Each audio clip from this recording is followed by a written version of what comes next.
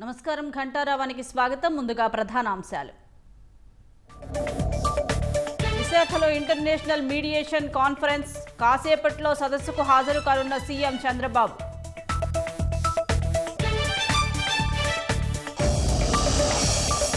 గోదావరికి క్రమంగా పెరుగుతున్న వరద, మరపడవల్లో రాకపోకలు సాగిస్తున్న లంక గ్రామాల ప్రజలు.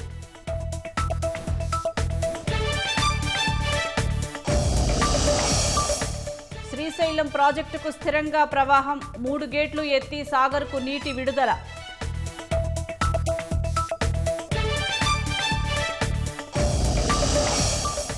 క్రీడా ప్రతిభా అవార్డుతో ఆదర్శంగా నిలిచిన నున్నా పాఠశాల, ప్రభుత్వ సంస్కరణలతో అద్భుతాలు సృష్టిస్తున్న విద్యార్థులు.